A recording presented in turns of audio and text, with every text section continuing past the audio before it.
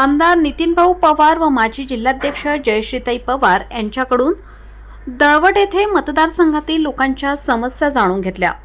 आमदार नितीनभाऊ पवार व तसेच माजी जिल्हाध्यक्ष जयश्रीताई पवार यांच्याकडून दळवट येथे कळवण सुरगाणा मतदारसंघातील लोकांच्या समस्या व अडचणी जाणून घेण्यात आल्या।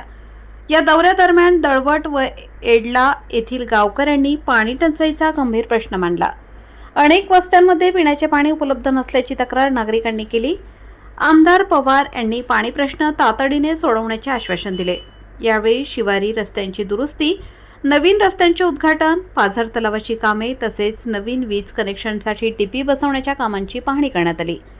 गावातील रस्त्यांच्या नवीन फरशी बसवण्याचे काम व पुलाच्या कामाचीही प्रत्यक्ष पाहणी केली। काही ठिकाणी पुलाच्या कामाला सुरुवात करण्यात आली आहे। यावेळी कळवण व सुरगाणा तालुक्यातील सर्व ग्रामस्थ व पदाधिकारी मोठ्या संख्येने उपस्थित होते। नागरिकांच्या समस्या टप्प्याटप्प्याने सोडवू असे आमदार नितीन पवार यांनी सांगितले।